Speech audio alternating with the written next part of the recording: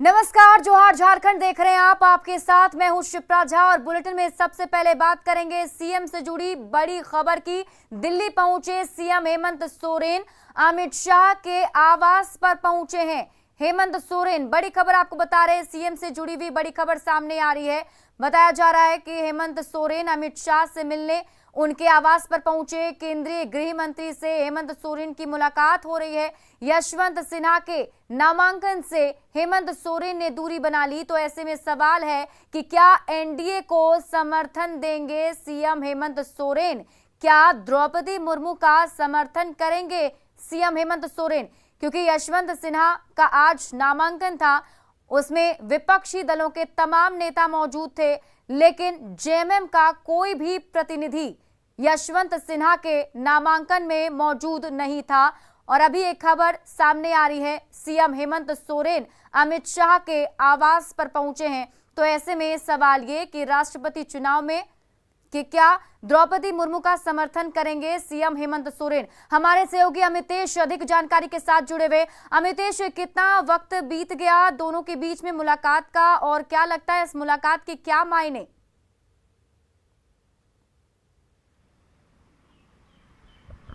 देखिए, लगभग आधे घंटे से ज़्यादा हो गए मुलाकात चल रही है। 4 बजे के आसपास गृह मंत्री अमित शाह से मिलने उनके आवास पर पहुंचे हैं मुख्यमंत्री हेमंत सोरेन। बातचीत चल रही है।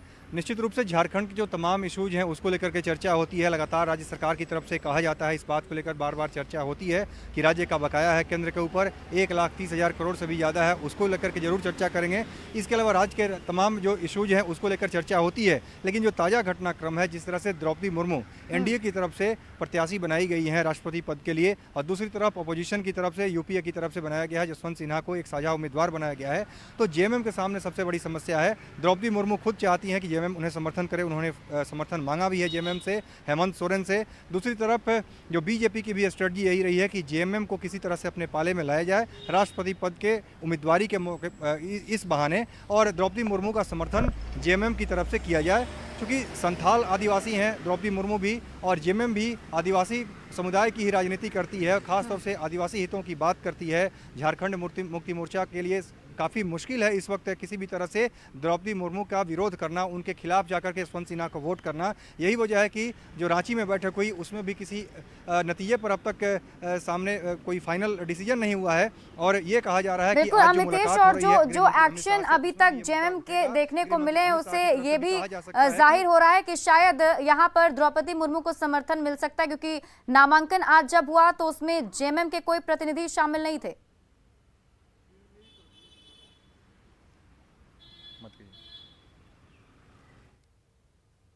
तरफ से कोई प्रतिनिधि आज जो नॉमिनेशन हुआ यशवंत सिन्हा का उसमें शामिल नहीं हुआ। बाकी ऑपोजिशन के सभी लोग मौजूद थे जो लोग समर्थन कर रहे हैं यशवंत सिन्हा का।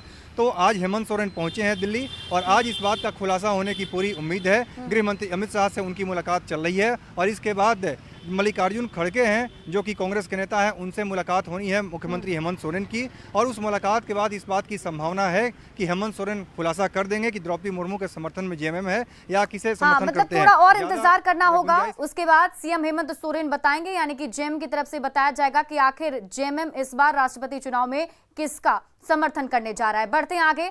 राष्ट्रपति चुनाव के लिए विपक्ष के साझा उम्मीदवार यशवंत सिन्हा ने अपना नामांकन आज दाखिल कर दिया है। नामांकन कार्यक्रम में कांग्रेस नेता राहुल गांधी, मल्लिकार्जुन खड़गे, एनसीपी प्रमुख शरद पवार, समाजवादी पार्टी के मुखिया अखिलेश यादव, कम्युनिस्ट पार्टी के नेता सीताराम येचुरी और नेशनल कॉन्फ्रेंस के प्रमुख फारूक अब्दुल्ला समेत कई विपक्षी दलों के नेता मौजूद रहे। लेकिन हैरानी की बात है कि यशवंत सिन्हा के नॉमिनेशन में झारखंड का कोई नेता मौजूद नहीं था। विपक्ष के साझा उम्मीदवार पर जेएमएम का स्टैंड अब तक क्लियर नहीं है। बता दें कि विपक्ष के साझा उम्मीदवार यशवंत सिन्हा झारखंड के हजारीबाग से सांसद रह चुके हैं। यहाँ के सांसद रहते हुए यशवंत सिन्हा केंद्रीय मंत्री भी रह चुके हैं।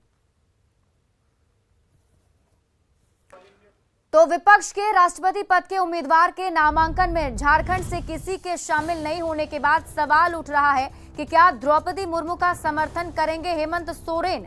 सवाल ये कि गठबंधन से अलग समर्थन का क्या फैसला ले सकते हैं हेमंत सोरेन? झारखंड में यशवंत पर क्या भारी पड़ेंगी द्रौपदी मुर्मू? सवाल ये भी कि द्रौपदी मुर्मू का समर्थन क्या जेएमएम की मजबूरी है, क्योंकि जैसा हम आपको बता रहे हैं जेएमएम भी आदिवासियों की राजनीति करता है। तो ऐसे में समर्थन पर कांग्रेस से अलग होगी जेएमएम की राय।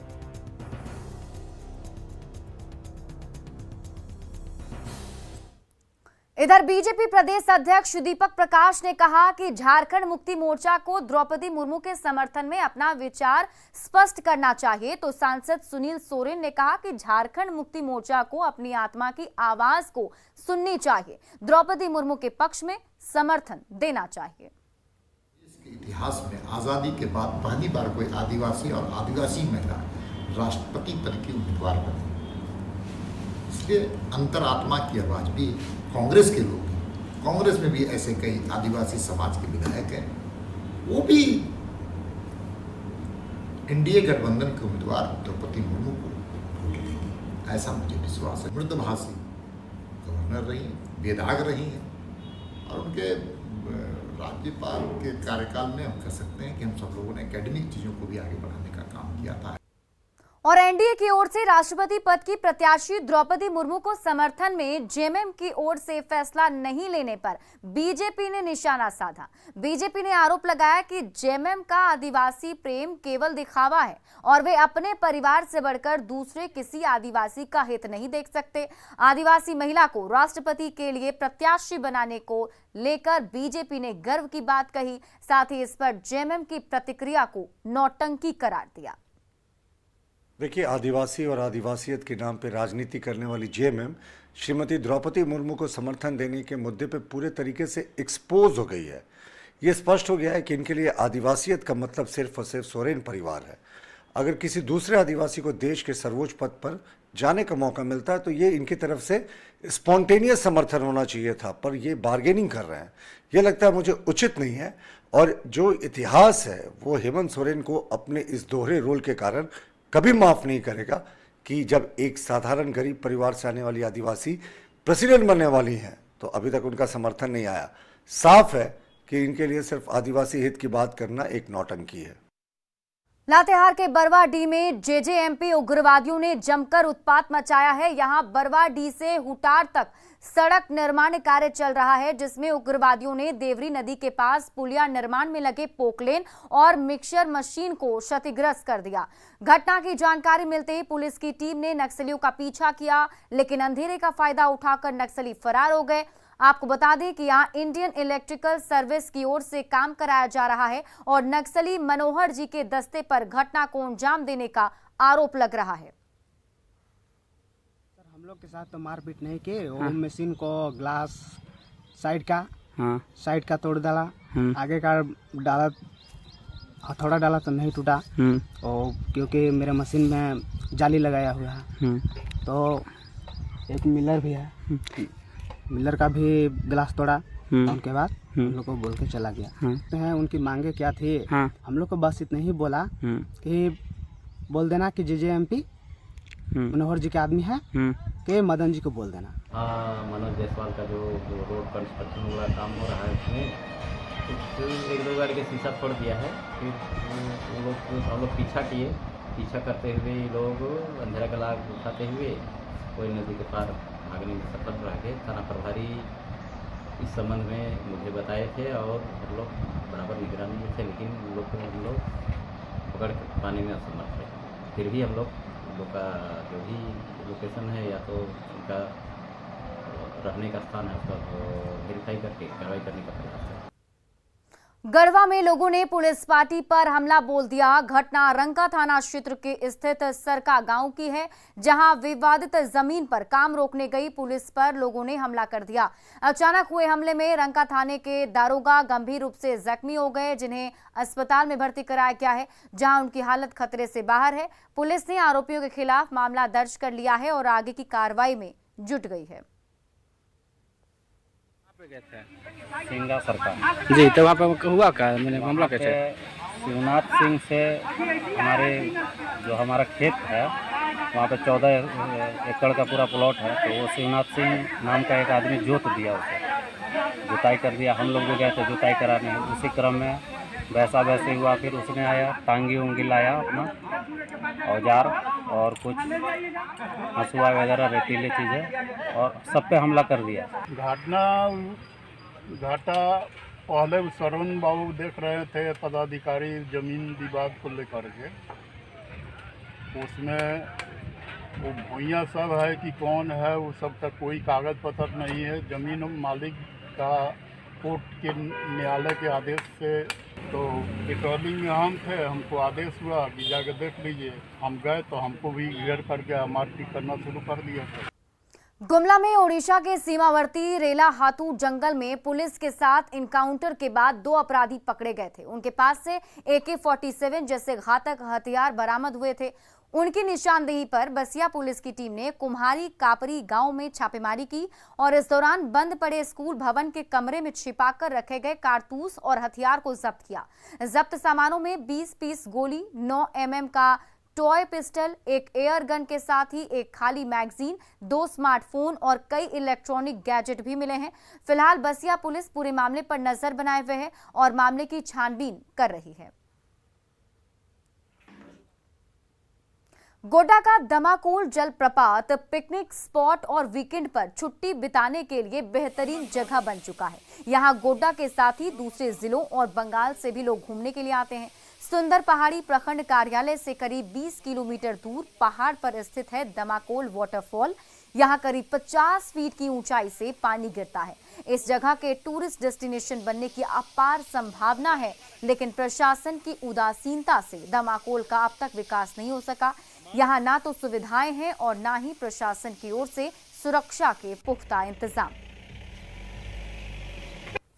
प्रकृति के अपार संभावनाओं के बीच गोड्डा का दमाकोल जलप्रपात अब भी राहगीरों का बाट जो रहा है। घूमने वाले लोग अब भी कम आ रहे हैं यहाँ पर। इसके पीछे की वजह है प्रशासन की उदासीनता।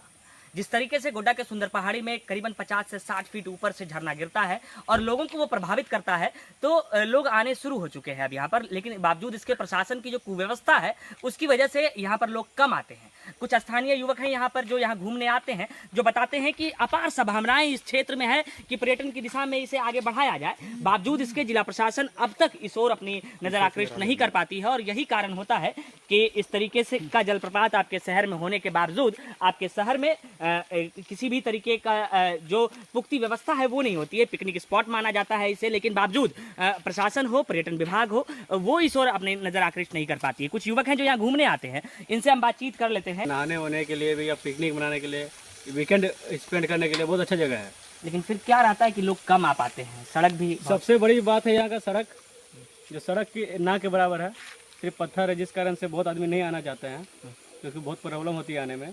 और दूसरा है यहाँ का जो थोड़ा स्पेस है अगल बगल में, वो बहुत ख़राब व्यवस्था में है। डेवलप एक जगह भी नहीं है, कुछ भी नहीं है।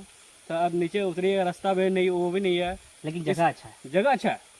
हमारे साथ एक और युवक हैं जो बता रहे थे कि अगर प्रशासन इस पर ध्यान दे दे तो शायद यहाँ भीड़ बढ़ने लग जाएगी। जी, यहाँ पे अगर प्रशासन अगर देखा जाए तो एक तरह से अगर प्रशासन इसको डेवलप करती है तो सबसे ज़्यादा पर्यटक स्थल यही बनेगा, क्योंकि आसपास में एक मोती झरना है और एक सुगादी है और बगल में इस गोड्डा के बगल में सिर्फ एक यही झरना बचा पड़ा है, जो कि बहुत अच्छा है और स्पेस भी बहुत मस्त है, जिसको हम लोग अगर युवा के नज़र से देखें तो मतलब पिकनिक मनाने, वीकेंड मनाने, मस्ती करने के लिए बहुत अच्छी जगह है। तो ये स्थिति है कि जिला प्रशासन की उदासीनता के कारण दामाकोल जलप्रपात अब तक जो है उस जगह पर नहीं पहुंच पाया। इसे वो जगह स्थान नहीं मिल पाया है पर्यटन विभाग में कि यहाँ पर लोग आकृष्ट हो, वो आए, घूमने के लिए आए और यहाँ से अपना वीकेंड मना कर जाए। हालांकि बताया जाता है कि प्रशासन ने इस ओर कदम बढ़ाया जरूर है, लेकिन अब तक किसी भी तरीके धरातल पर जिसे हम कहते हैं वो काम अब तक नहीं दिखी है। बताया गया है कि कुछ पैसे आए हैं जिसमें दामाकोल जलप्रपात और जो दूसरा डैम है उसे यहाँ पर डेवलप किया जाएगा, लेकिन अब तक धरातल पर कोई भी काम देखने को नहीं मिला है। गौरव झा, न्यूज़ 18, गोड्डा। पाकुड़ में हर साल की तरह इस साल भी मानसून के शुरू होते ही साइबेरियन पक्षियों का आना शुरू हो गया है। लंबी दूरी तय करने के बाद ये पक्षी जिले में आने लगे हैं और अपना घोंसला बनाने लगे हैं। कुछ पक्षियों ने हिरणपुर थाना परिसर स्थित पेड़ों पर अपना घोंसला बनाया है। पक्षियों के आगमन को लेकर स्थानीय लोग बेहतर मानसून के शुभ संकेत के तौर पर देख रहे हैं।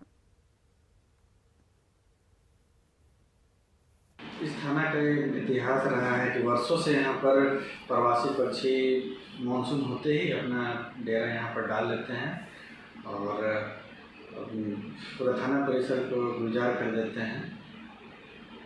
और ये प्रायः देखा गया है कि सिर्फ थाना परिसर में ही निवास करते हैं, इसके अलावा थाना क्षेत्र में कहीं पर भी ये निवास नहीं करते हैं। इससे जो है कि एक परिवार की तरह ये सदस्य बन गए हैं। देवघर में श्रावणी मेले के दौरान श्रद्धालुओं को बेहतर सुविधा मिलेगी। मेले के दौरान बाबा धाम में ट्रैफिक जाम से मुक्ति दिलाने के लिए नगर निगम की ओर से सभी व्यावसायिक संस्थानों और जनप्रतिनिधियों की एक बैठक बुलाई गई, जिसमें अतिक्रमण हटाने के लिए सभी दुकानदारों को अल्टीमेटम दिया गया। साथ ही अतिक्रमण नहीं हटाने पर पुलिसकर्मियों की मदद से जबरन रास्ते को खाली कराया जाएगा। नगर आयुक्त ने इसके लिए 1 जुलाई की डेडलाइन तय कर दी है। साथ ही शहर को पॉलिथीन और थर्मोकोल से मुक्ति दिलाने के लिए सड़क किनारे रखे बिल्डिंग मटेरियल हटाने के भी निर्देश दिए गए हैं। समस्या है इसके लिए हम लोगों ने डेडलाइन 3 मंगलवार तक का रखा है। बुधवार से हम लोग आवश्यक पुलिस बल लेकर और आवश्यक संसाधनों के साथ हम लोग अतिक्रमण हटाएंगे और पूरे श्रावणी मेला तक हम लोग उसको व्यवस्थित रखेंगे। और इसके अलावा बहुत सारे बिल्डिंग मटेरियल्स सड़क पर रखकर अतिक्रमण किया जा रहा है, मैंने हम यातायात को बाधित करने का प्रयास किया जा रहा है। उसके विरुद्ध भी बुधवार से अभियान चलेगा। हम लोग दंड लेंगे, जुर्माना लेंगे और जो भी विधि सम्मत कार्रवाई हो। तो अतिक्रमण मुक्त के लिए हमने जो सुझाव दिया है कि मार्केट के अंदर दुकान के बाहर दुकान लगवाया जाता है, उनको नोटिस किया जाए, वो बंद किया जाए पहले, उससे ऑटोमेटिकली अतिक्रमण मुक्त हो जाएगा। प्लास्टिक के संदर्भ में हम लोगों ने कहा कि इसके जगह में जो 120 माइक्रोन का यूज करने के लिए बोल रहे हैं, तो इसका व्यवस्था हो। और साथ ही साथ जितना मैरिज गार्डन वगैरह जहाँ पार्टियाँ होती है वहाँ भी कह दिया जाए कि थर्मोकोल या प्लास्टिक का चीज़ उपयोग ना करें, नहीं तो आप पे फाइन हुआ जाएगा, आपका मैरिज हॉल बंद कर दिया जाएगा।